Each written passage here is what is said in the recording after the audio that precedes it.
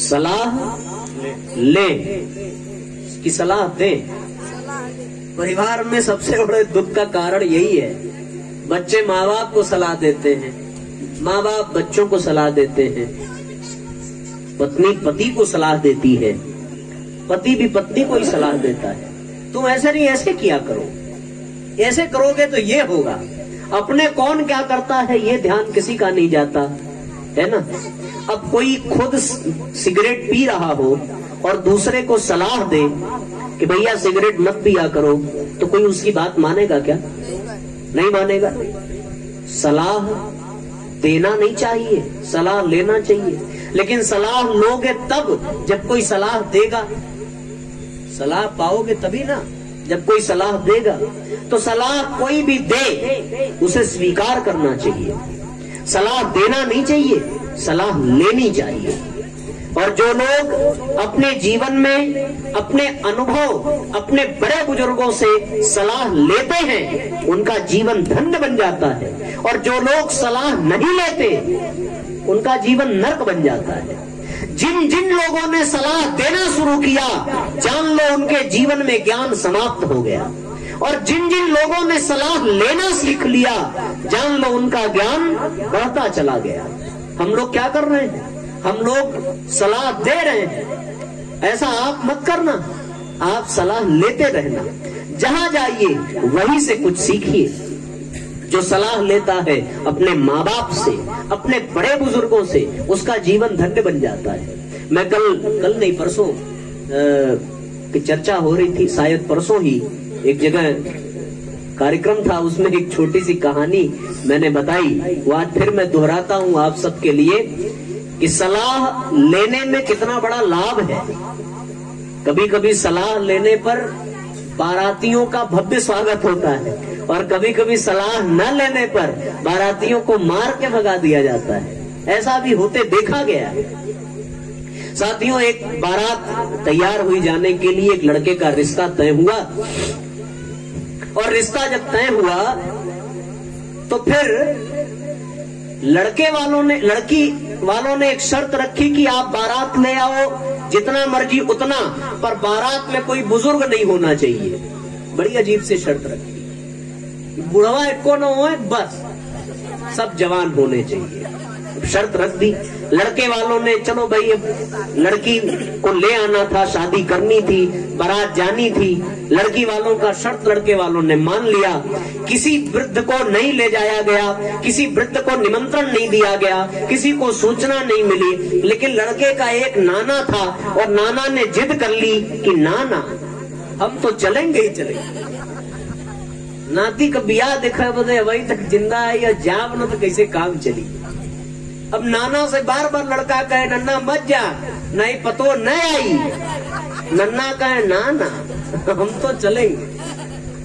किसी तरीके से ये व्यवस्था बनाई गई कि जिस गाड़ी में दहेज का सामान लद के आना है उसी में नाना को ढुका दिया जाए।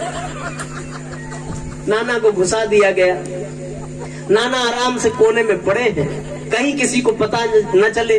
लड़के ने कहा नाना बाहर न निकलिएगा, सारा व्यवस्था खाना पीना सब जो भी आइटम रहेगा, चाट फुल्की पनीर सेवड़ा फेवड़ा सब पहुंच जाएगा आपको। नाना बोले चलो ठीक है, कम से कम बराते जाए तो सुख मिली। नाना अपन ढाला वाली गाड़ी में लुढ़कते फड़कते अपना पहुंच गए। वहां पहुंचे, लड़की वाले बड़े शरारती किस्म के इंसान थे। बारातियों का स्वागत हुआ, बारातियों का स्वागत हुआ। लड़की वालों ने अपनी दूसरी शर्त रखी। उनने कहा कि हमारे गांव में एक नहर बहती है, शादी तभी होगी जब आप नहर से पानी निकालकर इसमें दूध बहा देंगे। अब लड़का वाला बेचारा तो कपार पे हाथ रख के बैठ गया। ये लड़कियां वाले तो पगला गए हैं, कहा ऐसा ऐसा शर्त दे रहे हैं कि कौन मानेगा, लेकिन मानना था। अब लोगों ने विचार किया कि अब तो शादी हो नहीं सकती, क्योंकि नहर में दूध बहे ये संभव है क्या? नहीं संभव है ना। कभी देखा है दूध वाली नहर? ऐसा हो ही नहीं सकता। अब बड़ी विचित्र बात ये हो गई, सारे बाराती निराश हो गए, सब हताश हो गए, सब वापस जाने की तैयारी करने लगे। इतने में लड़के को याद आया कि जब बारात वापस जा रही है, शादी नहीं होगी, तो नन्ना काहे मरत हुआ निकाला भरे नाना जी को बाहर निकाला गया। नाना हाँफते हुए पूछे, का भल बचवा काहे कैसे का? बताया गया कि अरे नहर में दूध बहावे की शादी। नाना जी बोले कि अरे इतनी छोटी बात पे कहीं बारातें लौटती हैं, तुम लोग गधे हो क्या? इतनी छोटी सी बात पे बारात लौटती है, आओ तुम्हें एक सलाह देते हैं। नाना ने सलाह दी, और सलाह ये दी उन्होंने कि जा करके लड़की वालों से कह दो कि दूध तैयार है, अपनी नहर से पानी निकाल लो, हम दूध बहा देंगे। नाना की सलाह काम कर गई। लड़के वाले जान गए कोई बुजुर्ग आया है, इसी वजह से ये सलाह आई है, और पोल खुल गई कि बुजुर्ग आया है। पर इतना समझदार बुजुर्ग, सलाह अगर उनकी न लेते और नाना जी को न लाते तो शादी हो पाती क्या? तो आजकल के जो बच्चे हैं वो खुद को बहुत समझदार समझते हैं, माँ बाप को बेवकूफ समझते हैं। थोड़ा सा मोबाइल चलाना सीख लिए, थोड़ा लैपटॉप चलाना सीख लिए, तो उनकी नजर में माँ बाप गुड़ गोबर हो जाते हैं। उनको लगता है कि सारी दुनिया बच्चों ने ही जान ली है, माँ बाप को अब कुछ आता नहीं है। पर वास्तव में साथियों, बुजुर्गों से सलाह लेने पर हमेशा फायदा ही रहता है, और जिन्होंने अपने जीवन में अपनाया है वो जीवन भर प्रसन्न रहे, जीवन भर उनको लाभ मिला। परम पूज्य गुरुदेव ने ऐसी बहुत सारी बातें बताई हैं। उन सभी विचारों में से उनकी कोई एक सलाह यदि हम स्वीकार कर लें तो हमारा जीवन धन्य बन जाता है, और यदि हम ना माने, अपनी ही सलाह दूसरे को देते रहे, तो फिर जीवन नरक बन जाता है और परिवार बिखर जाता है। हम एक दूसरे को सलाह देना बंद करें, एक दूसरे की बात मानना शुरू करें। आपने देखा कौरव और पांडवों में कोई अंतर नहीं था, बस एक ही अंतर था कि कौरव ने कृष्ण की एक भी सलाह नहीं मानी और पांडवों ने कृष्ण की हर सलाह मानी है। इसलिए पांडव विजयी हुए और कौरवों को हार का सामना करना पड़ा। शांति दूत बनकर के भगवान गए थे दुर्योधन को समझाने, पर दुर्योधन ने भगवान की एक न सुनी और कौरवों की वो दुर्दशा हुई, वो आप सब जानते हैं। पांडवों के पास कुछ भी नहीं था, कितने कितने बड़े संकट आए, पर भगवान की सलाह मानते चले गए और उनका काम बनता चला गया। उसी तरीके से साथियों, हमें भी अपने बड़े बुजुर्गों की बात माननी चाहिए, उनकी सलाह माननी चाहिए। और ये बात मैं कह दूं कि सिर्फ बड़ों की ही सलाह मत मानो, जो बड़े हैं मैं उनसे भी कहूं कि कभी कभी बच्चों की भी सलाह काम कर जाती है। रावण के सामने हनुमान एक अदना सा बानर ही था। परम पूज्य गुरुदेव ने कहा है, जलाइए मत माता जी, रख दीजिए वहीं पर। परम पूज्य गुरुदेव ने कहा है, और रावण ने खुद कहा, रावण और हनुमान का संवाद आप देखें, सुंदरकांड में आया है कि भगवान के दूत के रूप में हनुमान जी लंका पहुंचे और रावण की सभा में रावण को हनुमान जी ने कितनी सलाह दी कि भैया मैं उनका दूत हूं जिनसे काल भी डरता है, जो महाकाल है, जिनकी शक्ति से सारी सृष्टि संचालित हो रही है। मैं तुमसे कहता हूं कि सीता को लौटा दो। रावण ने यही कहा कि अब बंदर और भालू हमें सलाह देंगे। रावण ने क्या कहा था कि बंदर और भालू हमें सलाह देंगे। इस बात को सुनने के बाद विचार यही करना पड़ता है कि कभी कभी कोई बंदर, कोई बालक भी यदि कोई अच्छी सलाह दे तो उसे स्वीकार कर लेना चाहिए। यदि रावण ने हनुमान की बात मानी होती तो लंका कभी न जलती, इस बात को आप यकीन मानो। और उसने हनुमान की सलाह नहीं मानी तो फिर पूरी लंका को जलते हुए देखा रावण ने। इसलिए साथियों, हमसे जो छोटे हैं, हमसे जो कमजोर हैं, उनकी भी सलाह कभी कभी मान ही लेनी चाहिए, क्योंकि सलाह वही देता है जिसका अनुभव हो। सलाह वही देता है जिसका अनुभव हो, और अनुभव कभी भी किसी भी उम्र में व्यक्ति को प्राप्त हो सकता है। इसलिए रावण यदि सलाह मान लेता हनुमान की, अंगद की, तो शायद रावण का सर्वनाश न होता। विभीषण ने भी रावण को बहुत समझाया था, मंदोदरी ने भी रावण को बहुत समझाया था, पर रावण ने किसी की भी नहीं मानी। और साथियों, यदि मान लेता तो उद्धार हो जाता, नहीं माना तो संहार हो गया। इसलिए जीवन में सलाह लेनी चाहिए, और सलाह लेने के लिए अपनी ग्रहण शक्ति को मजबूत करो। वास्तव में दुनिया में जितनी भी चीजें हैं, हर चीज के अलग अलग पहलू हैं। हम हर पहलू को अपनी एक ही दृष्टि से नहीं देख सकते। हर चीजों के पीछे अलग अलग दृष्टिकोण होता है, अलग अलग विचार होते हैं। तो दूसरों की सलाह हमें लेनी चाहिए, और जो उनमें से अच्छा हो उसे ग्रहण करना चाहिए, और जो बेकार लगे उस ओर ध्यान नहीं देना चाहिए। जो अच्छा लगे उसे स्वीकार कर लो। सलाह सबकी अच्छी होती है। जिसके जीवन में सलाह ग्रहण करने की, लेने की भावना जग जाए, वो व्यक्ति कभी परेशान नहीं हो सकता, वो व्यक्ति कभी दुखी नहीं हो सकता, वो परिवार कभी टूट नहीं सकता। बच्चे माँ बाप की सलाह मानने लगे, माँ बाप बच्चों की भावना का सम्मान करने लगे, पति पत्नी एक दूसरे की बात मानने लगे, एक दूसरे को समझने लगे, बहुएं अपने सास ससुर की सलाह को स्वीकार करें, सास ससुर अपने बहुओं की सलाह माने, तो क्या परिवार कभी बिखरेगा? क्या परिवार बंध करके रहेगा? तो परिवार निर्माण का एक तीसरा सूत्र है भैया, सलाह लेना सीखे, न कि सलाह देना। ध्यान देना, जो सलाह देता है वो अपने अनुभव से देता है, और कभी कभी सलाह देने वाला आदेशात्मक बात करता है। देखो, सलाह देना भी दो तरीके का है। एक तो डांट करके बताना, आज्ञा देना, ठीक है ना, और एक होता है निवेदन करना, एक होता है विनती करना। हनुमान जी ने आज्ञा नहीं दी थी रावण को, विनती की थी। विभीषण ने रावण को आज्ञा नहीं दी थी, विभीषण ने रावण से विनती की थी। वो चौपाई भी आती है, विनती करऊं जोरी कर रावण, सुनो मान तज मोर सिखावन।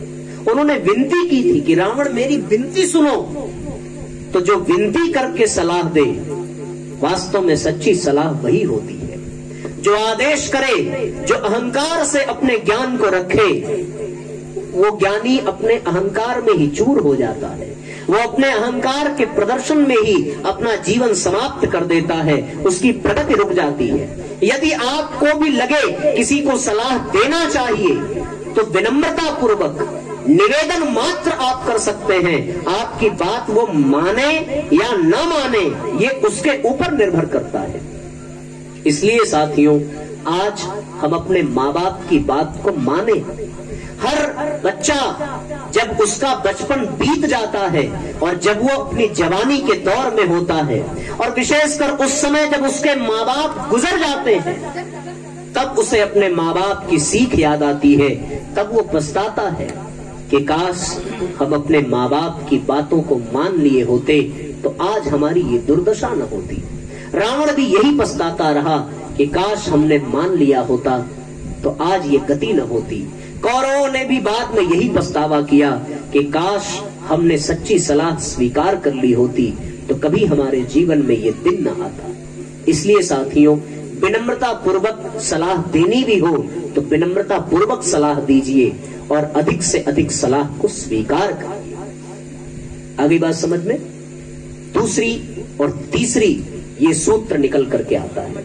इसलिए आज जितने भी बच्चे हैं वो अपने माँ बाप को याद करें, और माँ बाप को याद करें, क्योंकि यदि आज आपने ये संकल्प न लिया कि आप अपने माँ बाप से सलाह नहीं लेंगे, तो साथियों आपका जीवन बेकार हो जाएगा। इसलिए आपके जो बड़े बुजुर्ग हैं उनकी सलाह लेते रहना। आपने एक कहानी सुनी होगी, एक अंधे और एक लंगड़े की। सुनी है ना? किन किन लोगों ने सुनी है? जरा हाथ उठाओ। हाँ, बस 2 लोगों ने। 3 4, अरे इतनी प्रचलित कहानी है, कक्षा 5 में हिंदी की किताब में थी ना, एक अंधे और लंगड़े की कहानी थी कि गांव में आग लगी और सारे गांव के लोग भाग गए, सिर्फ 2 ही बचे, एक लंगड़ा बच गया और एक अंधा बच गया। ऐसी यही कहानी थी ना, यही था ना, पक्का ना? ये कहानी बड़ी मजेदार है, इसके दर्शन को समझने का प्रयास करिए। वास्तव में साथियों, आज जो युवा है वो जवानी के जोश में अंधा हो गया है, और आज जो बुढ़ापा है वो बुढ़ापे की कमजोरी के कारण लंगड़ा हो गया है। ये कहानी बड़ी प्रेरणादायक है। जवानी की जोश में अंधा हुआ जवान और बुढ़ापे की कमजोरी से लंगड़ा हुआ बुढ़ापा, ये दोनों कमजोर होकर के असहाय बन जाते हैं, गलत मार्ग पर चले जाते हैं, परेशान हो जाते हैं। इसलिए साथियों, जिस तरह से उस गांव में आप बस इतने देता हूं, हम लोग बातचीत हो गई, बाद में और मिलेगा।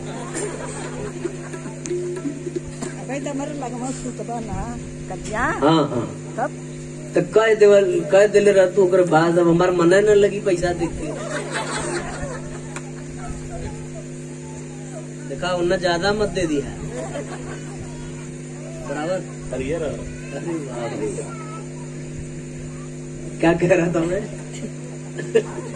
दादी एकदम फॉर्म में आ गई। अब आइए, हंसी मजाक हो गया ना, अब थोड़ा हम लोग अपने विषय पर चले। तो मैं एक ही निवेदन कर रहा था कि जिस तरीके से उस गांव में आग लगी, उसी तरह साथियों इस संसार में आग लगी हुई है। वो आग है काम की, क्रोध की, मोह की, लोभ की, अहंकार की। इस अग्नि में जैसे वो गांव जल रहा था, उसी तरह इन दुर्गुणों की अग्नि में पूरा संसार जल रहा है। जो सामर्थ्यवान थे वो तो भाग खड़े हुए, सामर्थ्यवान जो थे। बाबूजी यहां मत जलाइएगा ना, हाँ दिक्कत होगा। जो सामर्थ्यवान थे वो तो भाग खड़े हुए और गांव छोड़कर चले गए। उसी तरह इस संसार में जो ज्ञानी है, जो सामर्थ्यवान है, वो इन दुर्गुणों से ऊपर उठ करके इस संसार को छोड़कर आगे निकल जाता है। पर 2 वर्ग रह जाता है, एक जवानी के जोश में अंधा पड़ा हुआ युवा, और बुढ़ापे में शक्ति कमा बैठा वो लंगड़ा अर्थात बुढ़ापा। अब इनको भी गांव में लगी हुई आग अर्थात इस संसार में लगी हुई दुर्गुणों की आग से बाहर निकलना है, अपने आप को बचाना है। तो फिर क्या किया था उन लंगड़े और अंधे ने? अंधा चलता चला गया, लंगड़ा रास्ता बताता चला गया। लंगड़ा अंधे के कंधे पर था या अंधा लंगड़े के कंधे पर था? लंगड़ा अंधे के कंधे पर था। लंगड़ा मतलब क्या? लंगड़ा मतलब बुढ़ापा, अंधा मतलब जवानी। क्योंकि बुढ़ापे में होश तो होता है, विवेक तो होता है, पर ताकत नहीं होती चलने की, और जवानी में ताकत तो होती है पर जोश के चक्कर में होश गंवा बैठता है, युवा अंधा हो जाता है। तो आज आवश्यकता है उस कहानी को चरितार्थ करने की। हर युवा को अपने कंधे पर अपने बुजुर्गों को अर्थात उनके अनुभवों को बिठा लो, और बिठा करके वो अनुभव रास्ता बताते चले जाएंगे और तुम चलते चले जाओगे। शक्ति तुम्हारी होगी, इशारा आपके बुजुर्गों का होगा, चलने की ताकत तुम्हारे भीतर होगी, पर सलाह बुजुर्गों की होगी। तो संसार के इस दावानल से ऊपर उठते चले जाओगे और कष्ट कठिनाइयों से बाहर निकलते चले जाओगे। इसलिए साथियों, बुजुर्गों की सलाह हम अवश्य माने, अपनी सलाह उनको न दें, क्योंकि उन्होंने जो जिंदगी जी है। मैं तो आज भी ये कहता हूँ कि यदि किसी को कहना हो शादी विवाह में कि राम सीता जैसी जोड़ी बनी रहे, तो इसमें संशोधन कर लेना। राम सीता और राधा कृष्ण जैसी नहीं, कहना हो तो ये कहो कि दादा दादी और नाना नानी जैसी ऐसी जोड़ी बनी रहे, क्योंकि जब दादा दादी और नाना नानी थे तो फिर शादी होने पर तलाक जैसे शब्द का कभी प्रयोग नहीं होता था। होते थे झगड़े उनके बीच भी, मनमुटाव उनके बीच में भी होता था, पर कोई लड़की पूरा जीवन अकेले नहीं बिताती थी, वो रहती थी साथ में ही और पूरा जीवन हंसी खुशी बीत जाता था। तो इसलिए आशीर्वाद देना हो तो उन बुजुर्गों के जोड़े का आशीर्वाद देना, क्योंकि तब तलाक नहीं था, तब कोई पारिवारिक कोर्ट कचहरी नहीं हुआ करती थी, अपने मसले खुद सुलझाया करते थे और अभाव भरी जिंदगी में भी भावपूर्वक जीवन जी लिया करते थे। आज अभाव नहीं है पर भावना समाप्त हो गई है, इसलिए परिवार बिखरते चले जा रहे हैं। तो साथियों, तीसरा सूत्र क्या है? सलाह ले, न कि सलाह दे।